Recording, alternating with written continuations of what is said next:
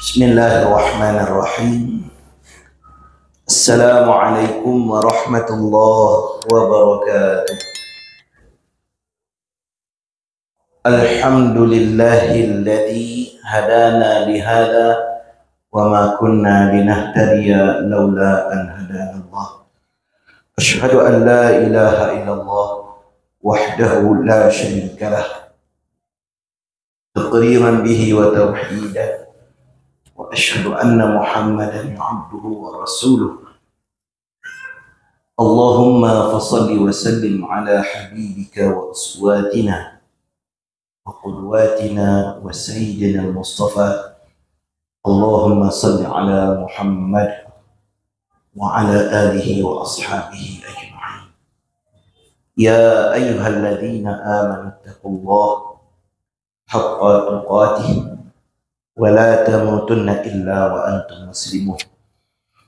Bapak-bapak, ibu-ibu jamaah Musalla Al-Hidayah rahimani wa rahimakumullah, melanjutkan kajian kita kitab Khawatir Qur'aniyah masih dalam surah Al-Kahfi, yang mana pertemuan kita hari Sabtu yang lalu kita membicarakan bahwa ada beberapa keutamaan dari membaca surah Al-Kahfi ini. Yang pertama adalah sebagai perlindungan dari Dajjal. Bahkan banyak sebenarnya keterangan-keterangan hadis yang bercerita atau memberitahu kepada kita keutamaan daripada surah Al-Kahfi ini. Di antaranya adalah diselamatkan dari fitnah Dajjal. Satu. Yang kedua, yaitu diberikan sakinah, ketenangan bagi orang yang membaca surah Al-Kahfi. Kemudian yang ketiga, sebagai nur, sebagai cahaya. Dan yang keempat, inilah yang paling penting, keutamaan daripada membaca surah Al-Kahfi ini adalah yaitu sebagai peringatan kepada kita terhadap beberapa hal. Nah, kenapa kita atau hikmah daripada membaca surah Al-Kahfi ini dianjurkan setiap hari Jumat? Karena kita akan dihadapkan dengan 4 ujian sebagaimana yang dikisahkan dalam surah Al-Kahfi ini. Dan ujian itu, masing-masing kisah itu mewakili satu ujian. Yang pertama, kisah Ashabul Kahfi, yaitu beberapa pemuda yang subhanallah, yang mereka menjaga akidahnya, menjaga keimanannya, walaupun dalam komunitas orang-orang yang banyak justru mendustakan ayat-ayat Allah. Kemudian yang kedua adalah orang yang ketika diuji dengan harta. Ada kisah dua pemilik kebun. Yang satunya lupa dengan nikmat yang Allah berikan, itu adalah anugerah dari Allah. Lalu yang satunya mengingatkan bahwanya itu adalah dari Allah Subhanahu wa taala. Kisah ketiga nanti adalah ujian dalam ketika memiliki jabatan atau memiliki pangkat. Itu diwakili oleh kisah Dzulqarnain. Dan kisah yang keempat adalah kisah yaitu antara Nabi Musa dengan Nabi Khidir alaihi wassalam, dan itu mewakili pada ujian ilmu yang kita miliki. Nah, sekarang kita fokus kepada kisah yang pertama, Ashabul Kahfi. Ashabul Kahfi ini adalah beberapa pemuda yang beriman kepada Allah Subhanahu wa taala dan menyeru manusia untuk beriman kepada Allah, walaupun waktu itu mereka hidup di zaman kerajaan yang zalim. Nama rajanya Raja Dahtianus. Ya, Raja Dahtianus.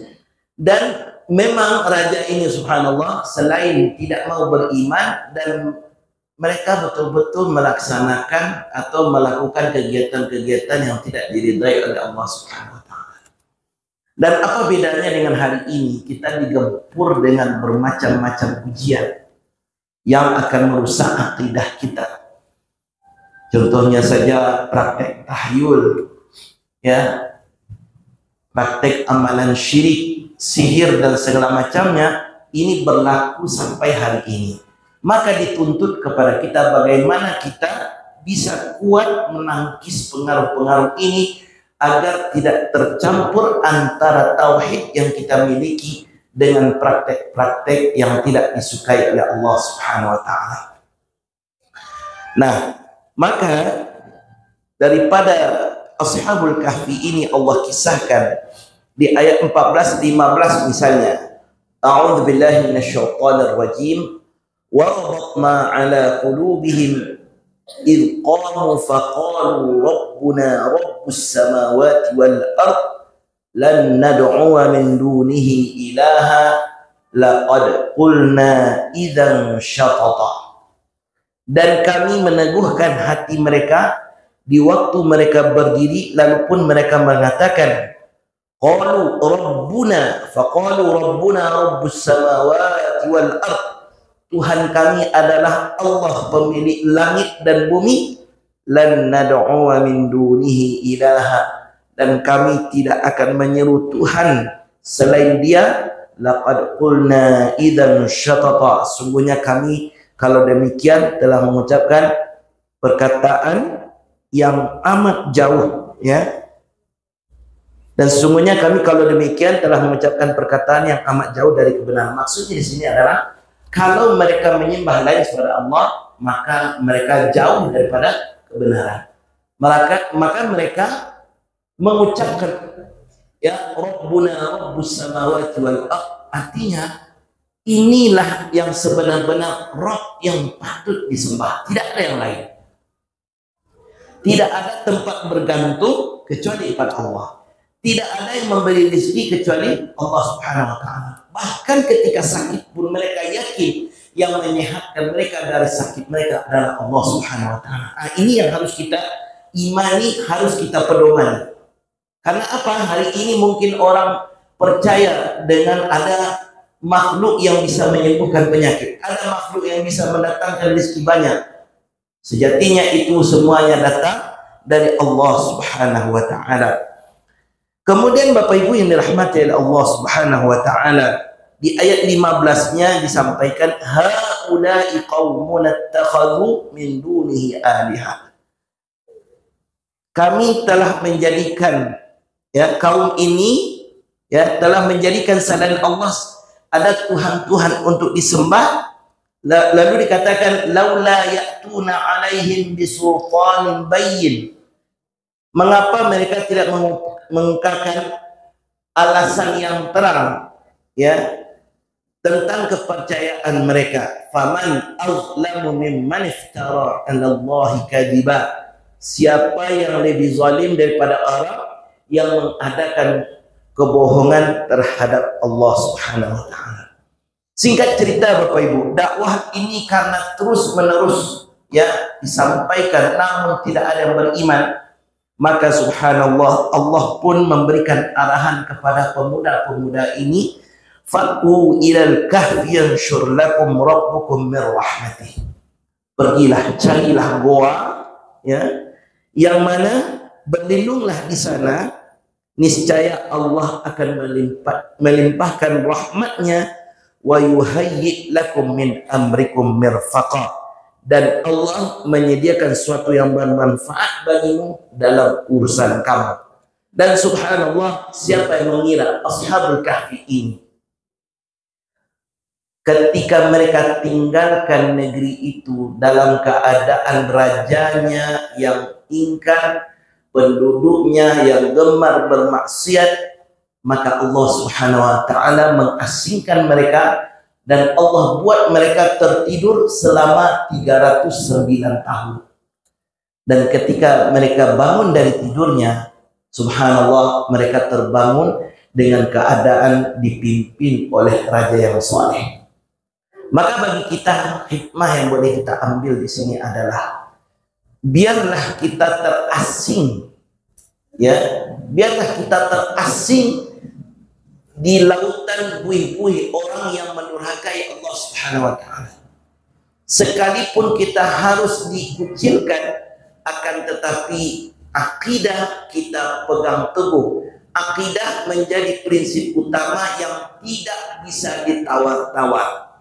Maka Bapak Ibu yang rahmatan Allah Subhanahu wa taala, akhirnya Ashabul Kahfi ini menyaksikan bahwa kaumnya dulu ditinggalkan sebelum tidurnya belum beriman.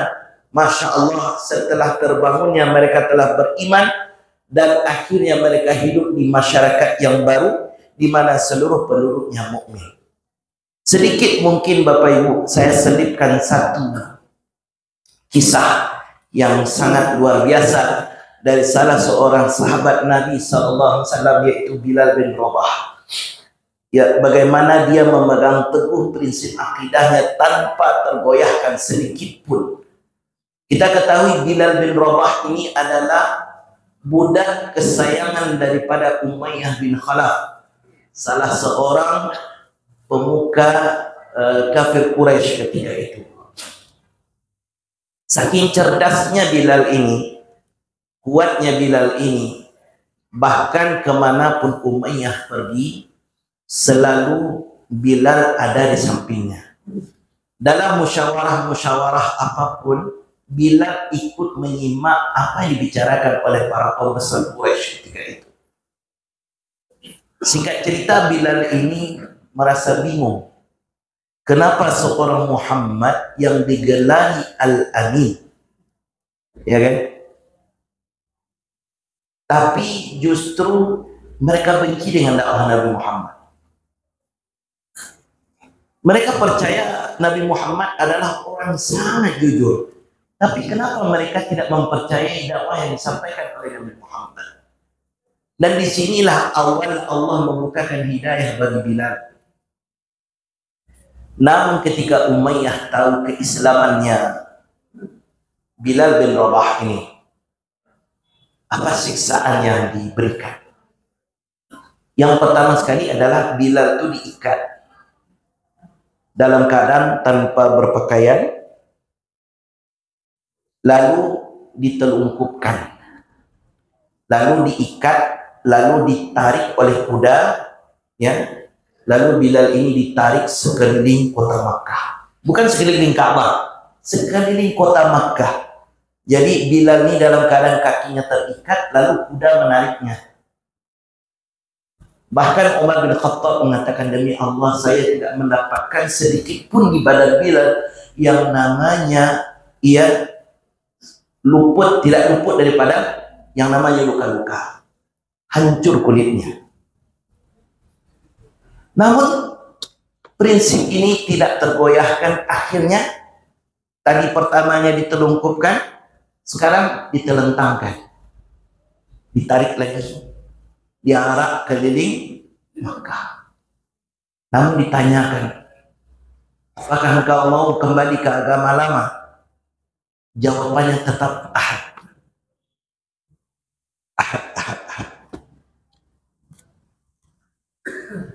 Nah, Bapak Ibu yang dirahmati Allah, ketika Bilal pernah diwawancarai oleh Umar ketika sudah hijrah ke Madinah, apa pertanyaan Umar kepada Bilal? Kenapa engkau hanya punya jawaban satu, ahad saja? Maka Bilal menjawab, setiap aku mengucapkan ahad, maka semakin tinggilah amarahnya Umayyah. Semakin aku ucapkan ahad, semakin marah Umayyah kepada saya. Tapi semakin dahsyatnya siksaan kepada saya, semakin nikmat iman yang kurasakan di hati ini. Masya Allah, ini Bilal. Dan sampai akhirnya, sebagaimana yang kita ketahui Bapak Ibu, Bilal ini ditimpakan batu di atas badannya di tengah-tengah padang pasir, tapi tetap mengucapkan ahad. Dan pada akhirnya dibeli oleh Abu Bakar. Saking untuk menjatuhkan Bilal ini, dijual dengan hanya harga 5 uqiyah emas. Kalau kita hitung dengan harta kita saat ini Bapak Ibu, 5 uqiyah emas itu sama dengan 175 juta. Setelah dijual, resmi pindah ke tangan Abu Bakar dari Umayyah. Apa kata Umayyah ini untuk menyakitkan hati Bilal? Wahai Abu Bakar, kalaupun engkau tadi tawar, ya, engkau tawar Bilal ini 1 uqiyah emas, aku jual. Ya, aku jual. Jangankan 5 uqiyah, 1 uqiyah saja aku jual. Tapi apa kata Umar? Demi Allah, kalaupun tadi engkau jual dengan harga 100 uqiyah emas, aku akan beli Bilal ini. Masya Allah. Jangankan 5 uqiyah, 100 uqiyah emas saya bersedia untuk beli. Nah, jadi Bapak Ibu yang dirahmati Allah, dari kisah Bilal yang sedikit ini saja, kita bisa melihat bagaimana Bilal memegang prinsip akidah itu dengan baik. Nah, hari ini Bapak Ibu, ketika kita berhadapan dengan syubhat, bagaimana kita menyikapinya? Antara halal dengan haram, bagaimana kita menyikapinya? Apalagi Bapak Ibu sekarang sedekah dengan sogokan itu beda tipis. Apalagi menjelang pemilu ini. Iya, karena apa? Ya, disitulah kita ragu. Ini betul-betul sedekah ini atau justru karena ingin menarik simpati orang banyak agar memilihnya untuk pemilu. Ini hati-hati, ya. Jadi Bapak Ibu yang dirahmati Allah, jadi yang namanya prinsip yang sudah ditanamkan di dalam agama kita, ya, maka sekali seminggu itu dicas terus. Supaya apa? Jangan kita pernah tergelincir kepada lembah dosa yang justru membawa kepada kebinasaan. Demikian lakum min hubwa doa. Subhanakallah bihamdika asyhadu an la ilaha illa anta astaghfiruka wa atubu ilaik. Assalamualaikum warahmatullahi wabarakatuh.